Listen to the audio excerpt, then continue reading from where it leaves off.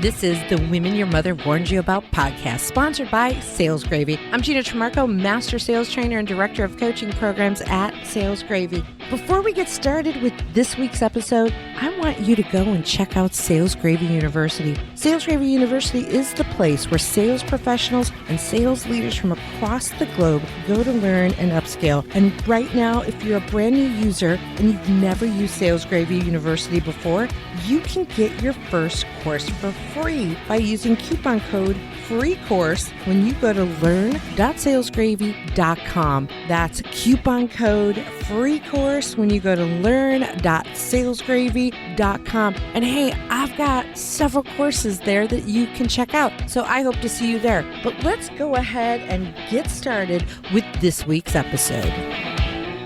Yeah, I wrote about this in my book. It says, in most cases, buyers make the decision to buy from us in spite of us, not because of us.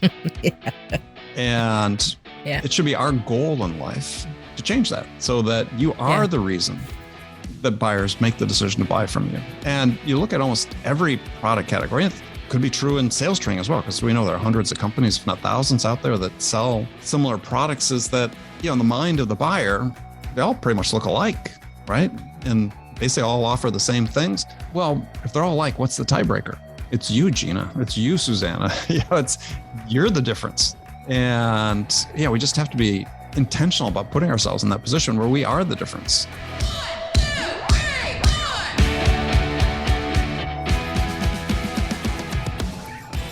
Hey, Warners, welcome to this episode of The Women Your Mother Warned You About, brought to you by Sales Gravy and Sales Gravy University. I'm Gina Tremarco, one of your co-hosts, with my other sassy or saucy co-host, Susanna Gray-Jones. Susanna Gray-Jones, over there on the other side of the pond, coming soon to America. We are counting down the days to Susanna's visit. Susanna, do you have a word of the week for us by chance? I don't. You put me on the spot, but I always have something to say, right? So, where do we go with this? So, do you guys in the USA have something called fancy dress?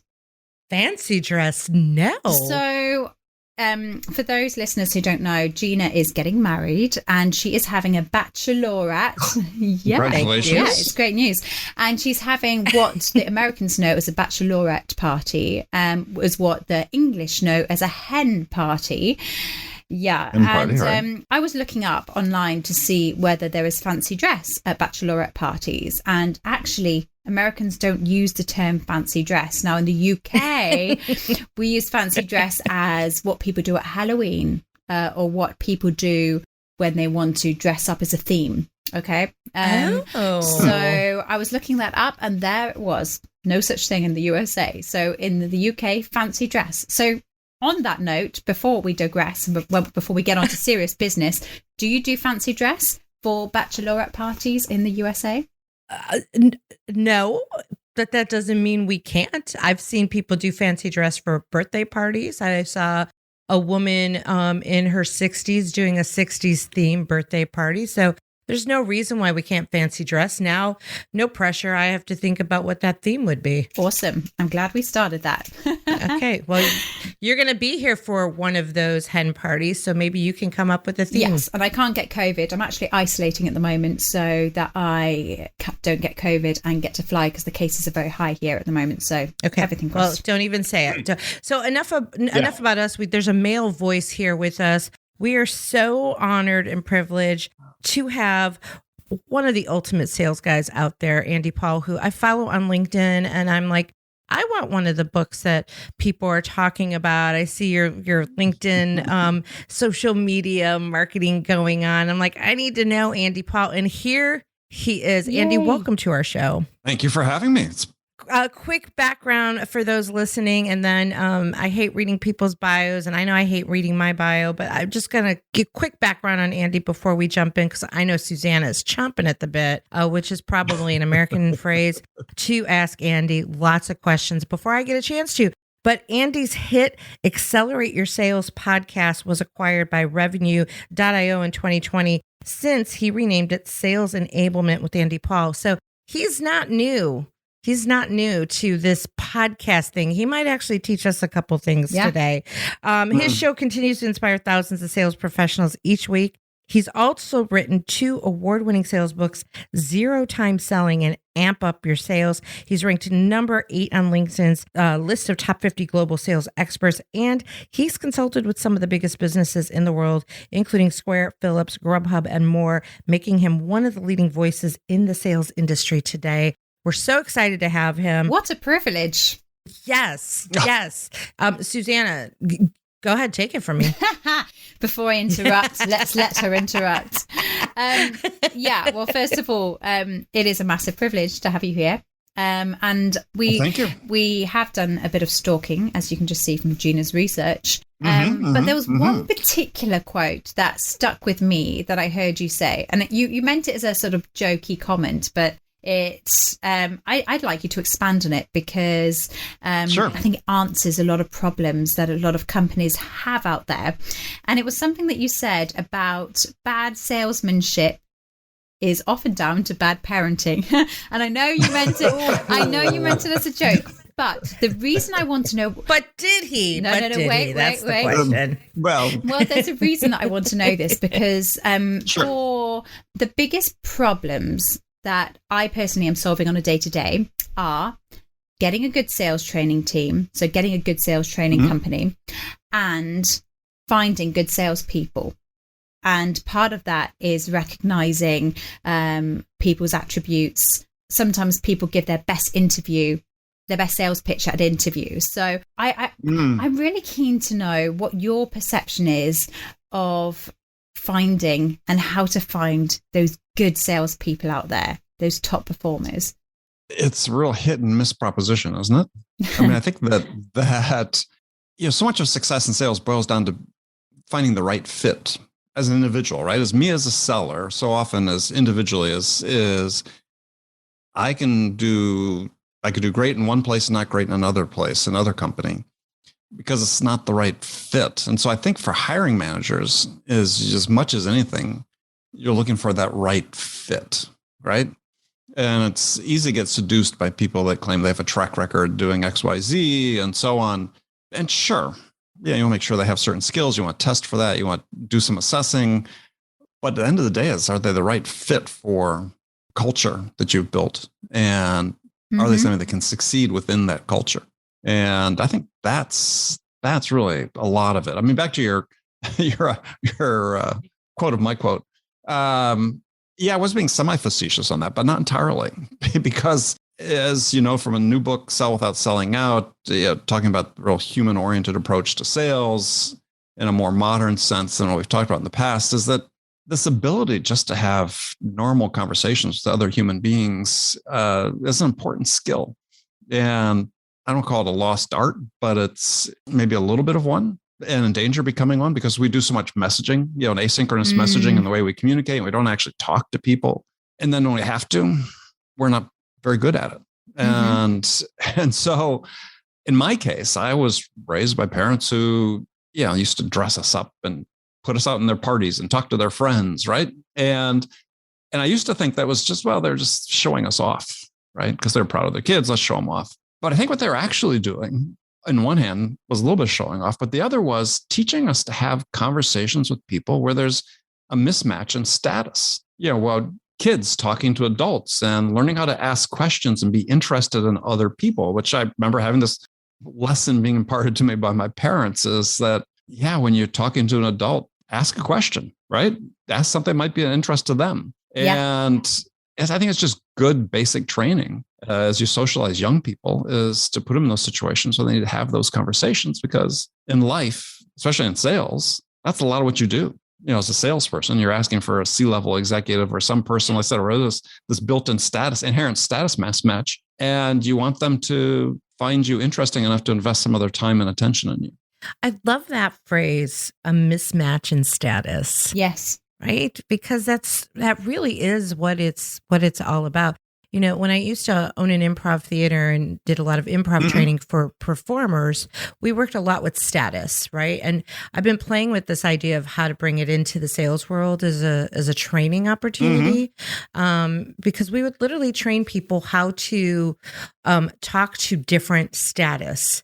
And to also be able to figure out, status. Right.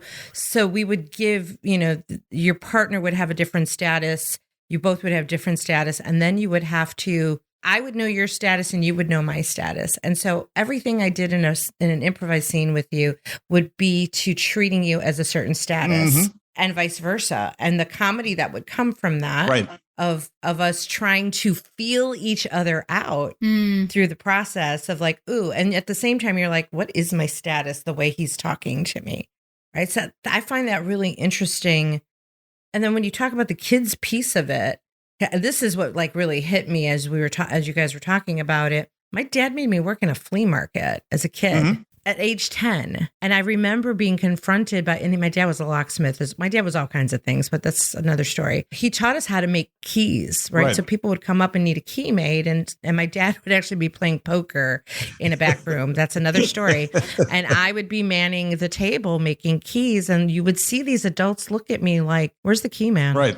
I'm like, he's not here. I can make the key for you. Right. And they would, you see their face change and like, well, what if it doesn't work? And I go, what if it doesn't work if the key man made it? Yeah. You would bring it back. Right. And so it's thrown in that arena, but my father side coaching me through the process of how to just stand in it and not like be intimidated by it. I didn't mean to go off on that tangent, but all those things came to my mind. Yeah. And I think the other thing you learn though is that helps for sellers. I think to your point about your improv training is it's not that you become ignorant or try to dismiss the difference in status, but that you just become comfortable with it. And so that you understand that you're just talking to another person. Yes. And yes, they have the power of saying yes or no that could affect you, but they are just another person. I think this is really interesting. And I think I can see myself now. I feel like I'm a student, Andy, and I'm trying to impress you with my thoughts on this. But one thing that I was also taught as a child that still lives with me today, hands up. I mean, the listeners can't put your hands up, but spiritually put your hands up. If you have been in a situation where you're on the phone with someone and they're talking and you just think, when are they going to end this conversation? Right? We've all been there. Right. Now, the same thing used to happen to me when I was a child, and I used to tell my dad about the dream I had last night, and I would go into so much detail, and my dad would say, Susanna, maybe we change the subject now, okay? And he taught me that as a result of that, he said, there's something called your antennae. Think of those insects with the antennae. And he said, you should always be thinking that person that you're talking to, are they getting bored of what you're saying? In their filters. So go into their mind, and what you're saying, is that of complete interest to them as much as it is what you're saying. So what you were saying there, Andy, and what I believe that parenting plays a part in it is always, whatever you're saying, how is this actually interesting the other person? Yeah, no, absolutely. And then there's looking for the signals. So yeah, and it's, if you can learn that as a child to some degree, right? I mean, we all get enthusiastic about things and want to, express that enthusiasm and so on. But it happens so often. Doesn't it? Yeah. Like, how many times do we find ourselves in these situations where someone is talking and you just think, when are they going to stop? When are they going to stop? Hopefully not with me, by the way. Well, I'm sure it happens to all of us. But I think that, I think part of that's just maturity. But I think your father did great by you and passing that lesson along, because I certainly was sort of sensitized early on to just, to, as you talked about, is how are you being received? So to expand on that question, to get a bit deeper, Andy Paul, famous author, successful salesperson, tell me, if I was telling you tomorrow, I want you to hire the dream top elite salesperson, how would you go about it? That's a great question.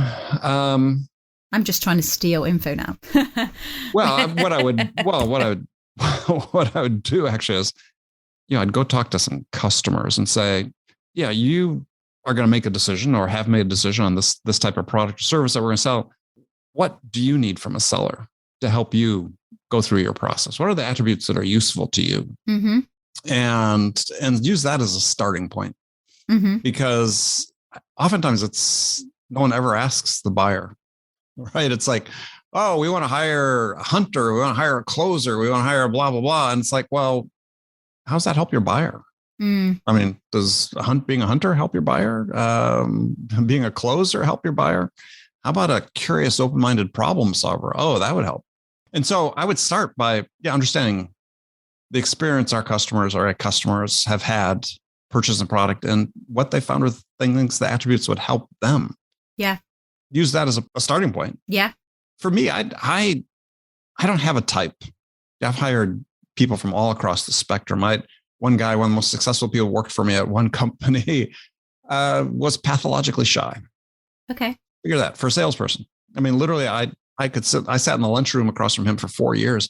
He still could barely bring himself to say hi to me, but put him in front of a customer and he was just what they wanted. He was quiet, but he knew his newest stuff.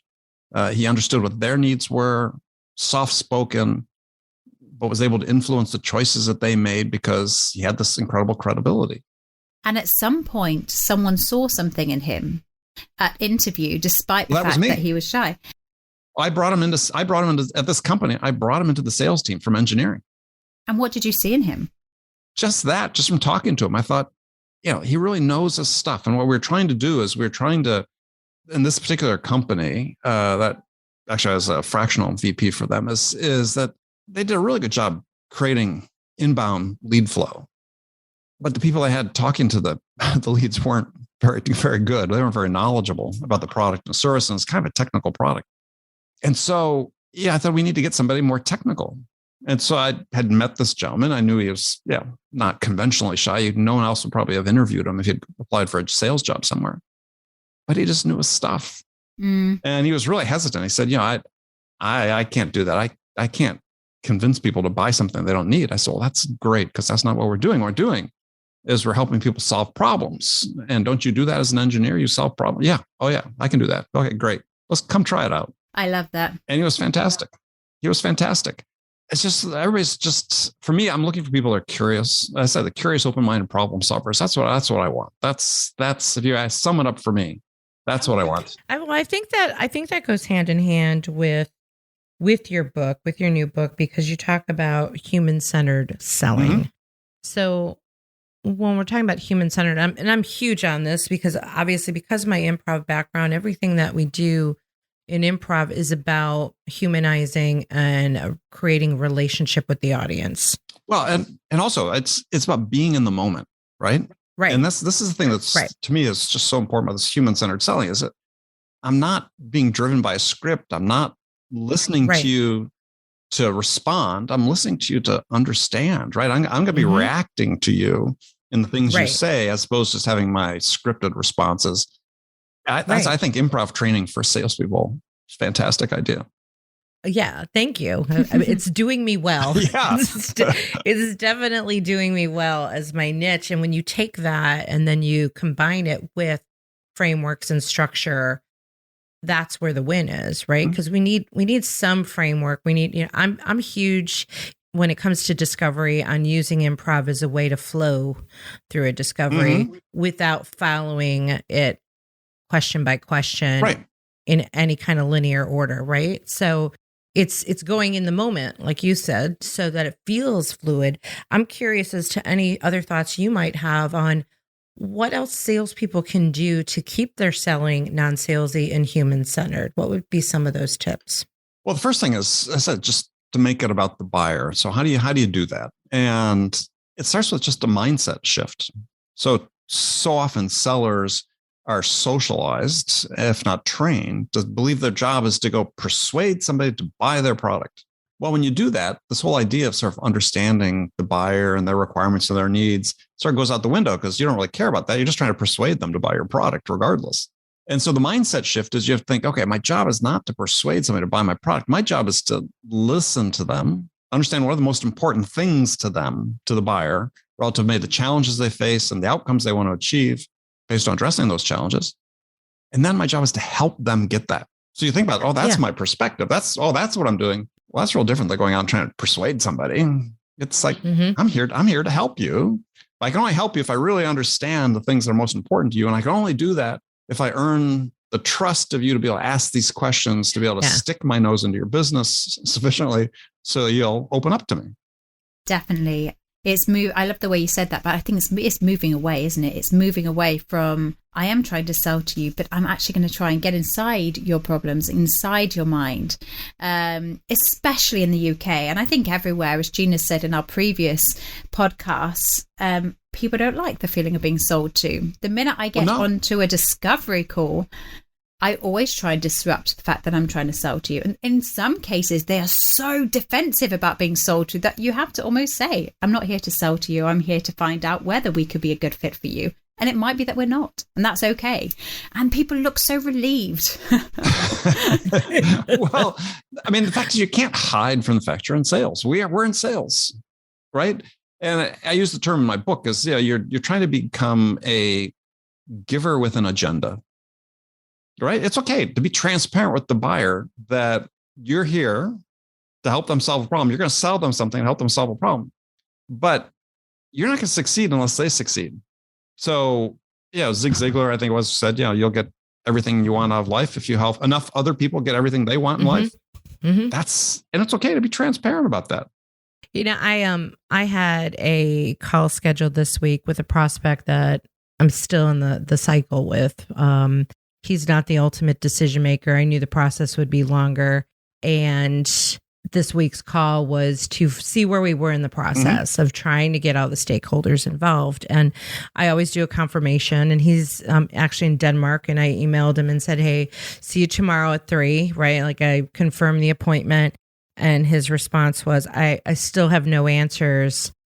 So it does, if you don't want to get on a call, I understand, right? So he's got his defenses up because he knows we know we're selling.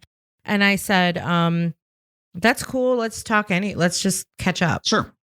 Right. And so in that call, right, even though I knew he didn't have answers, I was able to get him to open up and just talk about what's going on and get more information and find out I finally found out exactly who the decision maker is. And I found out what was frustrating him about their sales kickoff 2 weeks ago, that the training that they had for 2 hours sucked. And, I was able to dig deeper and continue to build that relationship and then leave him feeling like it was in his control. Yeah.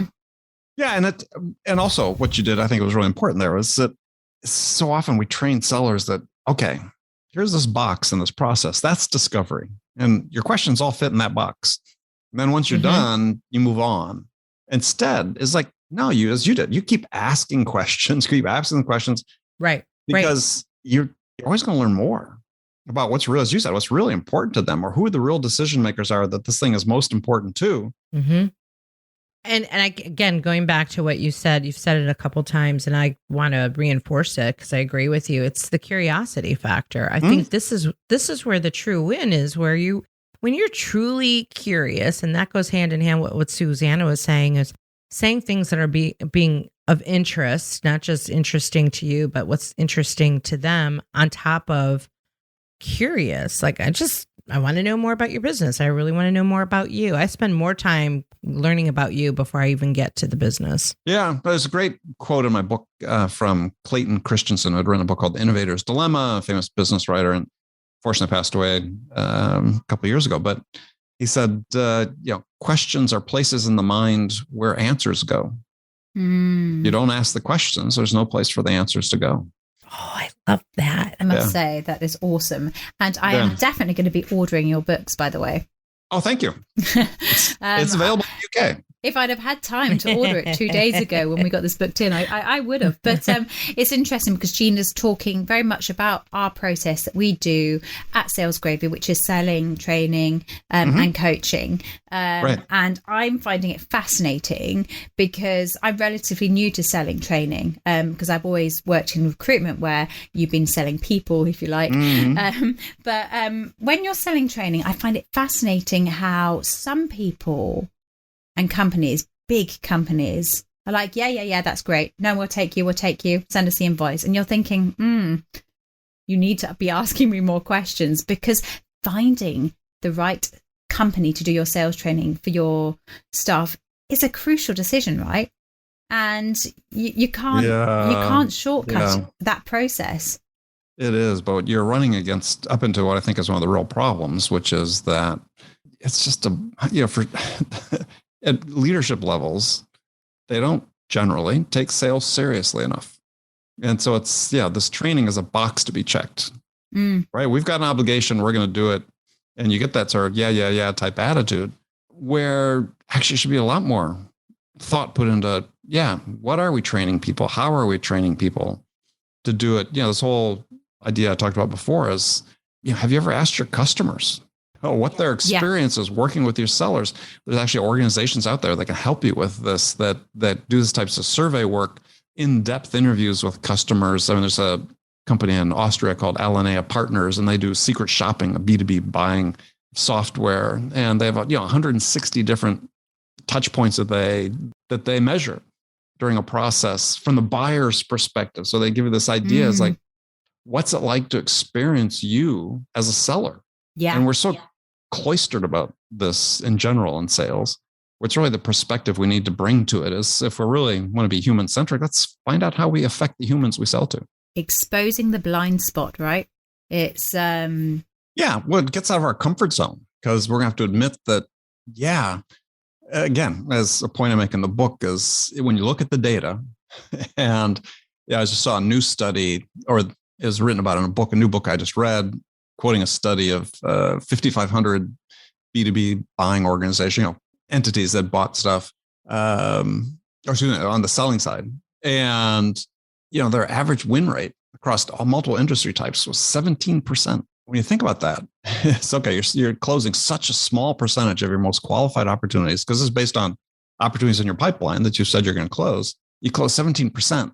I wrote about this in my book. It says, in most cases, buyers make the decision to buy from us in spite of us, not because of us. And it should be our goal in life to change that, so that you are the reason that buyers make the decision to buy from you. And you look at almost every product category.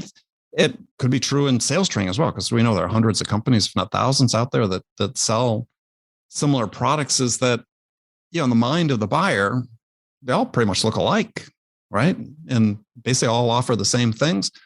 Well, on what's the tiebreaker? If they're all alike, what's the tiebreaker? It's you, Gina. It's you, Susanna. You're the difference.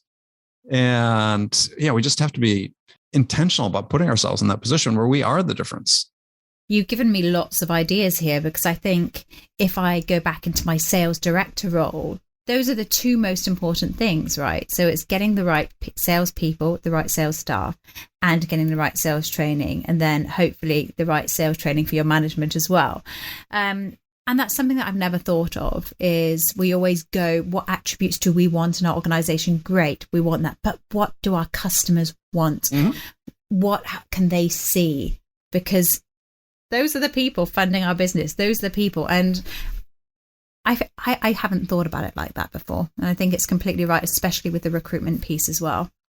Well, and then I think when you add coaching into it, is because, I think training's important, but if you're asked most sellers, who's been the biggest influence on their development as a salesperson, they'll tell you their manager, right? The person that's coaching them on a day-to-day basis or week-to-week basis is, we need to get better at coaching. I think that this is sort of for me, the most, if you look at the weakest link in the chain, and this is not criticizing anybody, the weakest link, the most important link are the same, which is our frontline sales managers. And in general, I think throughout the sales world and business, is we don't help them enough. We promote these people up from sales, and oftentimes they've got just a minimal amount of sales experience. And then we put them into management roles in terms of years, and then we put them into management role, and we don't train them, we don't coach them, we don't give them enough tools to really understand what they're doing. And we wonder why a lot of sellers aren't making quota. Well, this is part of the reason is we didn't help the manager help the seller. I just got off a call with a client that I've been working with, and now we're starting to pivot into sales training for the managers specifically. And they've been a longtime client of ours.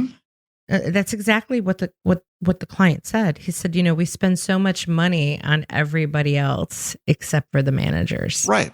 And we realize that we have to put some money into that so that they know that we're dedicated to their development and their success. Well, I would make the case, and I do this somewhat hyperbolically, is that in the US we spend $15 billion a year on sales training, according to LinkedIn. And I would estimate we spend 90% of that on training the individual contributor.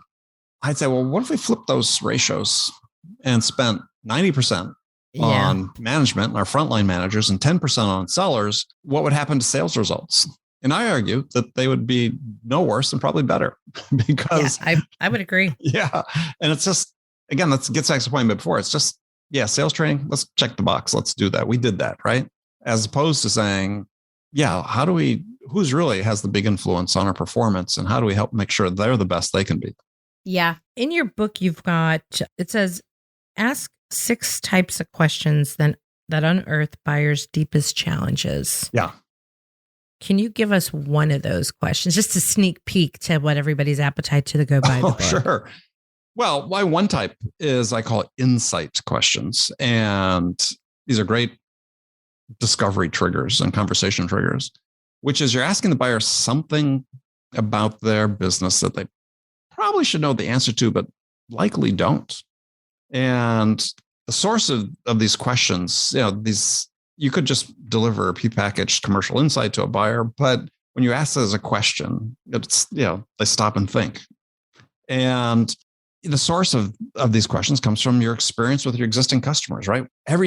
What you want to do is talk to your customers, and companies don't do that enough, and find out what are the use cases that they're deriving the biggest amount of value from. And if you really dig, what you find is that oftentimes the biggest sources of value that your customers are getting from your product or service is not one they anticipated when they made the purchase decision.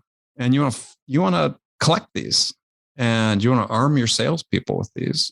And in my case, as a sales consultant over the years, one of the things I really help companies with is improving their sales productivity, but not quantity of activities, but actual productivity, meaning revenue generated per hour of selling time. Right? Productivity is the rate of output per unit of input. So what's the rate of revenue generation per hour of selling time? So when I have a conversation with the CEO during an exploration meeting, I'll ask, so how much revenue are you generating per hour of selling time? Your average sales rep. Now, 99.99% of the time, they have no idea, but they think they should. But it makes them wonder. Right. And so that's an example of an insight question. Something they reasonably should know, but don't. And then they want to dig into it, say, well, why is that important? And off we go. Oh, I love that. I love that. Do you hear that, Warners? That is a great nugget of information that comes from Andy's book. So we'll just take one of the 6. Now they have to go get the book. They have to go get the book. Yeah. Yeah. We can talk about all 6 and they still want to go get the book just because they want to see how to implement it. But well, if you're feeling crazy, we'll take another one. Well, another one is I call impact questions. These are my favorite types. Is to ask, always phrase questions as often as you can in the sense of, what is the impact of making this change? Or what's the impact of not making a change? But, what's the impact? What would the impact be on you if you were able to do ABC? And what you're doing is sort of forcing the buyer to pause and think about, well, what would the impact be? What does the future look like? Yeah. And what you do is you layer those. So you do it at an organizational level. What would the impact be on the company? What would the impact be on your team? What would the impact be on you personally? And you want to be able to ask those questions at all 3 levels because you need to be able to gain this insight into not only what this means for, or what this buyer thinks it means for the organization, but what they think it means for themselves. Because if you have 5 stakeholders on a decision, on a buying committee, let's say, is everybody, as humans, we look at things from 2 perspectives. Is this good for the company? Is this good for me? And so if you have 5 stakeholders, you really have 10 because you have 10 different perspectives you have to be able to reconcile and then build consensus around. Because if there's somebody that thinks, yeah, this is great for the company, but ooh, this is going to make my life hard, or this may mean a change in my job, they can hold the whole thing up. Yeah. Really is thinking about that individual stakeholder and what's important to them and their emotional outcome from it. Yeah. Yeah. And I give the example is a company I worked at. I was part of a team. We were acquiring 4 divisions of another company. And yes, transformative for our company I was working for to do that. For me, they were going to want me to move across country to help manage the acquisitions. And I was like, no, this is a great decision for the company. This is not a good one for me, but that's fine. Because for me, it's the spur to go start my own company. But yeah, it just happens that way. And so as a seller, you need to know that. I love that. And I think my question for you, as I know we're sadly getting near the end now, which is always horrible, especially when we've got great guests like you. We want to keep you forever, but you've clearly transformed many businesses. You've written successful books. What's next? What's next for Andy Paul? What problem do you want to solve for the salespeople in the world? There's several. I'm trying to, when I still have energy to do it, is one is we're still not aligning how we sell with how our buyers buy. And so this book I just published, Sell Without Selling Out, is a start to that. I think the next part of it is right now we have a sales process and a buying process, and they are described in different terms.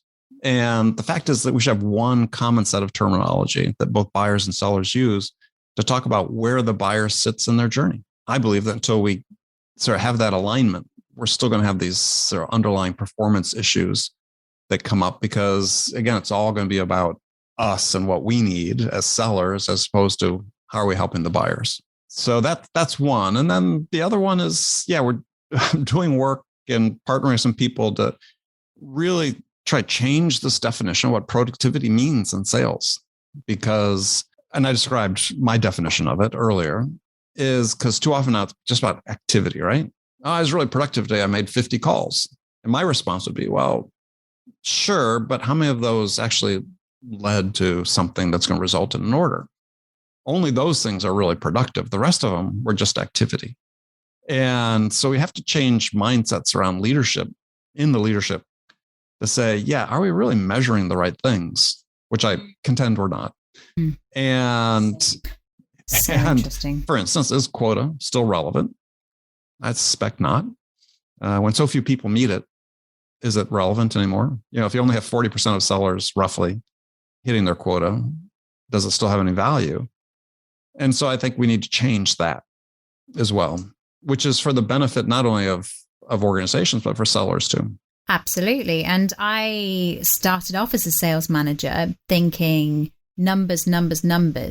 It's the hardest thing to get people who are new to sales to pick up the phone. And absolutely, as Jeb says, it is about the quantity and it is about the quality. But I wrote my whole KPI system for the whole company based on numbers. I was thrilled with it. I could see exactly what everyone was doing. But what I then found was that I had people who were hitting those numbers and they were saying, Susanna, I'm doing what you said I've got to do, but I'm not getting the results. So it was over a few years, a lot of reading books, great books like yours, which I can't wait to read, that I realized I need to change this whole KPI system, and it needs to be completely outcome based, and it can't be a single metric because everyone has different ratios. And it was from that I created unique KPI forms for each different person based on what their average ratios were, so that they were competing with themselves, not with the standard, this is what you need to be doing. There's a famous British economist, he's since passed away, but his name was, I think, Charles Goodheart. Could have the first name wrong, but he came up with this famous formula called Goodhart's Law. And what he said was, and it's been proven out mathematically, apparently, based on what I've read, is that when a measure becomes a target, it loses all value as a measure. So let's take quota, right? When quota as a measure becomes a target. And the reason being is what people do is they optimize their processes to achieve the target. So Our ability to produce a certain amount of revenue as sellers is actually artificially constrained by the quotas we give people, because we structure our processes to achieve that number, when that number could be half of what we really could produce. That's interesting. Mm-hmm. So just that argument alone, I believe, shows that quotas are an effective way. I think we can devise measures of productivity, as I described before. And I've actually managed organizations with this decades ago, where I knew exactly how many hours of time it took an individual seller to produce a certain amount of revenue. And also collectively, how many hours they required from other people in the organization to be able to achieve that amount of revenue. So if I had two people that both hit quota, but one required twice as many selling hours or required twice as many hours of support from sales engineering and management and so on, then I had a lot of information to work with to say, well, what's different with this person? Why do they require so much support? What do we need to help them learn? How do we need to help them get better, become more self-sufficient necessarily? We just have to have better ways of measuring what we're doing. And we're still, as I like to say, we're still measuring and managing sales like it's 1910. Well, we could go on, but it's, I don't know what time it is in the UK right now. What is it? 10. It's almost 10 p.m. 10 p.m. My bedtime. Time for you to go to bed. It is. But do I get to ask my would you rather question? You do get to ask your famous ending of the show question. Andy's like, what is coming next? Oh, good. Yes. As I want to know what's we coming. always do a would you rather question at the end. It can be quirky, it can be serious, and it can just be a bit odd. And I never know what it's going to be. So here we go. We got a nice and simple one today. I want you to imagine that you had to choose one of these things. So, Andy, would you rather have $1 million or 1 million laughs if you had to choose one or the other? Yeah, life is short. I'd probably go with the laughs. I've been very fortunate in my career, so maybe that influences some of my choice of that as well. Yeah, as you get older, as you just get much more aware of the fact that we don't have forever in this world. And you find yourself thinking more about the things that you find are pleasurable and wanting to do more of it. Yeah, great answer. It's that whole does money bring happiness thing. And I think, you can spend for ages thinking I want to buy that really expensive yacht or whatever. But actually, if you're on that yacht and you're not laughing, then is that yacht even very good? Probably not. But I think there are studies actually done. I remember reading it sometime in the last 10, 20 years. And I think even Margaret Mead may have done some studies about this. But it's just like, happiness doesn't correlate to income at all, right? I mean, there are societies where people are no material possessions practically at all, and they're much happier than many of us in the Western world. But don't give up selling. So listeners. It doesn't buy you happiness. That's for sure. Gina, what about you? No, I think you're going to be surprised by my answer. You always agree with the guests, so I always agree with the guests, but except for today. Ooh. Can you? I think the surprise is more because I come from a comedy background. Right. So God knows I've had a lot of laughs and have created a lot of laughs. My gut was give me the $1 million because I could buy more laughs. That was my gut reaction to it. Answer probably been different 20 years ago. Yeah, exactly. So been very fortunate. Depends on where you are. But I think maybe because I made a living making people laugh. So now I'm like, no, let me pay people to make me laugh. Maybe that's it. Maybe that's where I'm. You always come up with an interesting reason for your answers. I love that. What about you, Susanna? Didn't I say? I agree with Andy because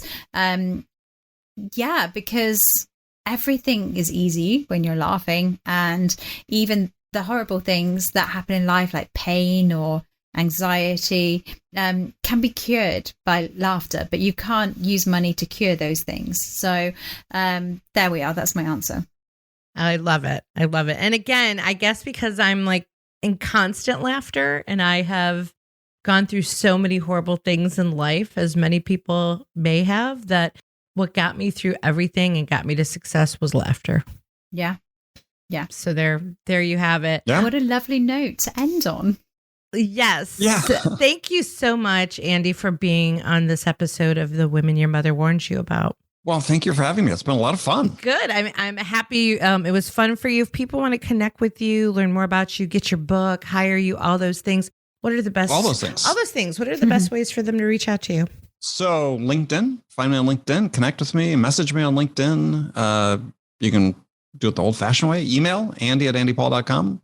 You can come to my website at andypaul.com and download a free chapter of the book if you want to preview it before buying it, or if you just want to buy it. Could do that Amazon, too. Anywhere you shop, either physical bookstores or online, you can find it. Awesome. Well, thank you once again. And thank you to our listeners to listening to this episode.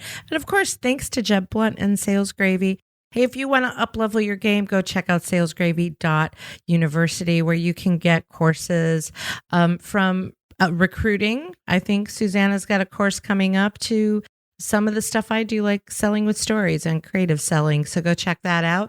And go to womenyourmotherwarnedyouabout.com to find out more about us and the show. That's all I've got. Susanna, you got any final words? No, but I will be logging on to Amazon to buy Andy's book. And Andy, now that you've said we can reach you on LinkedIn, you might find I'm annoying you a lot for the next the next few years. That's fine. That's fine. I welcome Thank it. you very much. Fantastic. Awesome. Bye, Warners. Bye, Andy. Bye.